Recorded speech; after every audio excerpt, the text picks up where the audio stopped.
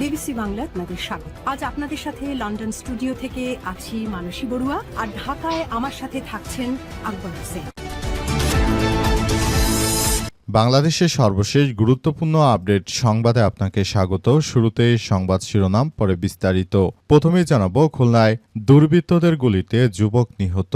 খুলনার লবণচড়ায় থানাধীন ৮০ বিঘা কালভার্ট সংলগ্ন এলাকায় দুর্বৃত্তদের গুলিতে মঞ্জু ছানা ২৫ নামের এক যুবক নিহত হয়েছে।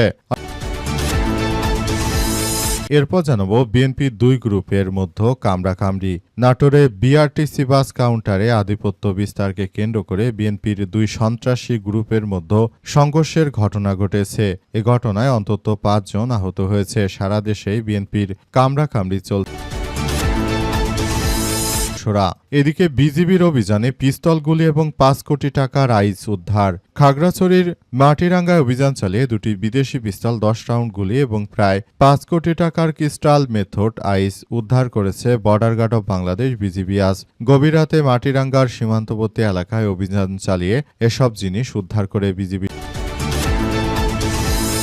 সদস্যরা। এবারে জানাবো, খাস জমিতে মহিষ চড়াতে চাঁদা দিতে হয়, ছাত্রদল নেতাকে গ্রেপ্তারের দাবিতে মানববন্ধন। পটুয়াখালীর বাউফলের চন্দ্রদ্বীপ ইউনিয়নের লালচরে খাস জমিতে মহিষ চড়ানোর বিনিময়ে প্রতিটি মহিষ থেকে ২০০ টাকা করে চাঁদা আদায়ের প্রতিবাদে অভিযুক্ত বিএনপির ছাত্রদলের সন্ত্রাসী মহিউদ্দিনকে গ্রেপ্তার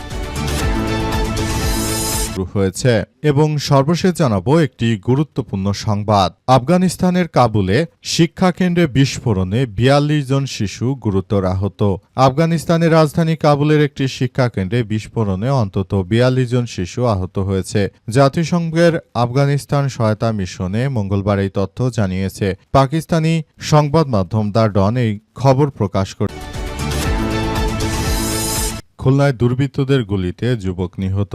খুলনার লবণচড়া থানাধীন ৮০ বিঘা কালভার্ট সংলগ্ন এলাকায় দুর্বৃত্তদের গুলিতে মঞ্জু ছানা ২৫ নামের এক যুবক নিহত হয়েছে। আজ সন্ধ্যায় হত্যাকাণ্ডের ঘটনা ঘটে। নিহত মঞ্জু ওই এলাকার খোকন ছানার ছেলে। তিনি পেশায় একজন স্যানিটারি মিস্ত্রি ছিলেন। পুলিশ ও স্থানীয় সূত্র থেকে জানা গেছে যে সন্ধ্যায় ৮০ বিঘা কালভার্টের কাছে আড্ডা দেওয়ার উদ্দেশ্যে যাচ্ছিলেন মঞ্জু। এ সময় হঠাৎ ৮ থেকে ১০ জনের একদল দুর্বৃত্ত তাকে লক্ষ্য করে কয়েক রাউন্ড গুলি ছোড়ে। দুটি গুলি মঞ্জুর শরীরে বিদ্ধ হলে তিনি রক্তাক্ত অবস্থায় মাটিতে লুটিয়ে পড়েন। পরে স্থানীয় বাসিন্দারা তাকে দ্রুত উদ্ধার করে খুলনা মেডিকেল কলেজ হাসপাতালে নিয়ে গেলে কর্তব্যরত চিকিৎসক তাকে মৃত ঘোষণা করে। লবণচাড়া থানার ভারপ্রাপ্ত কর্মকর্তা ওসি সৈয়দ মোশারেফ হোসেন জানান, খবর পেয়ে পুলিশ ঘটনাস্থলে পরিদর্শন করেছে। হত্যাকাণ্ডের কারণ উদ্ঘাটন সহ এই ঘটনায় জড়িতদের দ্রুত শনাক্ত ও গ্রেপ্তার অভিযান চালানো হচ্ছে।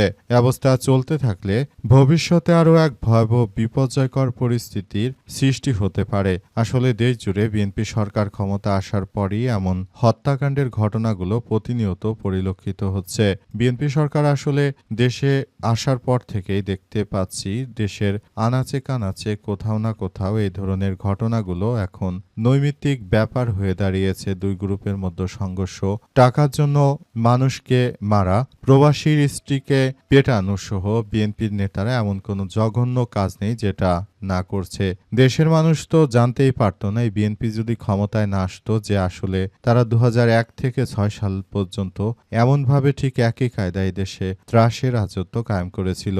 এখন আসলে যেটা শুরু হয়েছে, এখান থেকে দেশকে বের করে আনতে হলে অবশ্যই বাংলাদেশকে আবারও এই ভয়াবহ বিপর্যয়কর পরিস্থিতি থেকে বেরিয়ে আসতে হবে। তাছাড়া আর বাংলাদেশের মানুষের কিন্তু করার কিছু থাকবে না।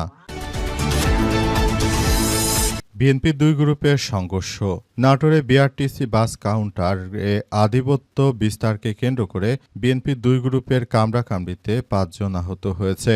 দুপুর ১২টার দিকে বড়াইগ্রাম উপজেলার বনপাড়া বাইপাসের পাবনা কাউন্টারের সামনে এমন ঘটনা ঘটে। জানা গেছে আহতদের মধ্যে বনপাড়া পৌর বিএনপির ৭ নম্বর ওয়ার্ড সভাপতি আক্তার হোসেনকে বড়াইগ্রাম উপজেলা স্বাস্থ্য কমপ্লেক্সে জরুরি চিকিৎসা দেয়া হচ্ছে। বনপাড়া পৌর বিএনপির সাবেক যুগ্ম আহ্বায়ক হোসেন আলী ফকির গুরুতর আহত হয়, তাকে রাজশাহী মেডিকেল কলেজ হাসপাতালে ভর্তি করা হয়েছে। বনপাড়া পৌর কৃষক দলের সভাপতি মমতাজ উদ্দিন শেখ ও যুবদল কর্মী আসলাম হোসেনকে বনপাড়া পাটোয়ারি জেনারেল হাসপাতালে ভর্তি করা হয়েছে। এছাড়া বনপাড়া পৌর বিএনপির ৯ নম্বর ওয়ার্ড সভাপতি রবিউল ইসলাম মৃধা সহ আরও 2 জন আহত হয়েছে। স্থানীয় সূত্র থেকে জানা গেছে যে বুধবার দুপুরে বনপাড়া বাইপাসের পাবনা কাউন্টারের সামনে একটি চায়ের দোকানে মূলত বিএনপির এই সন্ত্রাসী চাঁদাবাজদের 2 গ্রুপের মধ্যে এই সংঘর্ষের ঘটনা ঘটে।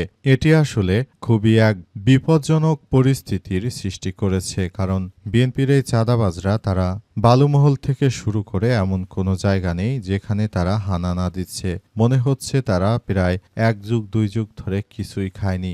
বালু থেকে শুরু করে চাঁদা, এখানে সেখানে চাঁদা, এমনকি সরকারি জমিতে মহিষ চড়ালেও প্রতি মহিষে আসলে 200 টাকা করে তারপর দিতে হচ্ছে।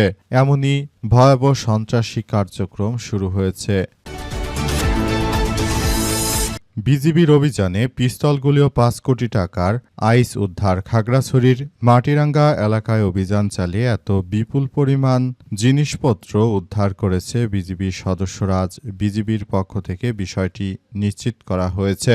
বিজিবির সদস্যরা জানিয়েছে যে চোরাকারবারি ও দুর্বৃত্তরা দেশটিকে অনিরাপদ করে তোলার জন্য নানাভাবে প্রচেষ্টা চালিয়ে যাচ্ছে। তবে আমরা দেশপ্রেমিক বিজিবির সদস্যরা তাদের এই ষড়যন্ত্র রুখে দেব। জলে স্থলে আকাশপথে যেখানেই তারা বিপর্যয় ডেকে আনতে চাইবে, দেশে বিপর্যয় ডেকে আনবে, প্রতিটি সেক্টরে আমাদেরকে বিষয়টি থেকে রক্ষা করতে হবে। দেশটাকে আমরা ভালো অবস্থানে নিয়ে যাব, সেই প্রত্যাশার কথা আসলে বলা হচ্ছে। দেশে যে ধরনের এক ভয়াবহ বিপর্যয় ও সংকটময় পরিস্থিতি ছিল এবং সেই পরিস্থিতি থেকে আমাদেরকে বেরিয়ে আসতে হবে। দেশটাকে এই সন্ত্রাসের অভয়ারণ্য থেকে আমাদের বেরিয়ে আসতে হবে, তাছাড়া আর কোনো উপায় নেই আমাদের হাতে বলে জানিয়েছে বিজিবির সদস্যরা। তারা জানিয়েছে যে দেশটাকে যারা নানাভাবে ষড়যন্ত্রমূলক কার্যক্রমের মধ্য দিয়ে ঠেলে দিতে চায়, এদের ব্যাপার নিয়ে আমরা খুব বেশি সতর্ক অবস্থানে রয়েছি। বিজিবির সদস্যরা আসলে যে কোনো বিপর্যয়কর এই পরিস্থিতি থেকে দেশটাকে তারা ফেরত আনতে চায়, কিন্তু দেশের অভ্যন্তরে যে ধরনের বিপর্যয়কর কার্যক্রম এর সৃষ্টি হয়েছে সেখান থেকে বেরিয়ে আসা কিন্তু অতটাও সহজ হবে না, কারণ দুর্বৃত্তরা অপরাধকে নানাভাবে তারা ত্বরান্বিত করার চেষ্টা করছে, কিন্তু তাদের প্রতিটি চক্রান্তকেই বিজিবির সদস্যরা রুখে দেওয়ার জন্য সর্বাত্মকভাবে তারা তাদের প্রচেষ্টা চালিয়ে যাবে বলে জানায় বিজিবির এই কর্মকর্তারা।